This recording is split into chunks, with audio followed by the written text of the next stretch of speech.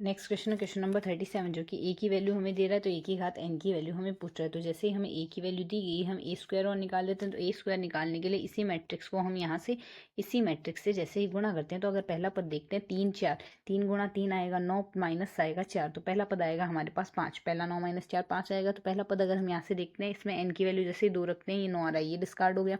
यहाँ से एन की वैल्यू 2 में वैल्यू 5 आ रही है।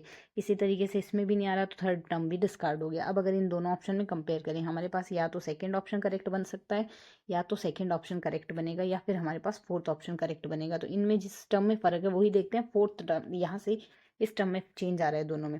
तो इसमें अगर देखें यहाँ से, इसके लिए ये टर्म और निकालते हैं। जैसे ये टर्म निकालते हैं, इसके लिए हम क्या करेंगे, सेकेंड रो को फर्स्ट कॉलम से मल्टीप्लाई करेंगे। जैसे सेकेंड रो को फर्स्ट कॉलम से मल्टीप्लाई करते हैं, वैल्यू क्या आएगी 3, और माइनस में आएगा हमारे पास 1, 3 माइनस 1 बराबर 2। तो जैसे ही एन का मान 2 होगा, यहाँ से वैल्यू 2 आ रही है, यानी ए स्क्वायर की वैल्यू में 2 आ रहा है।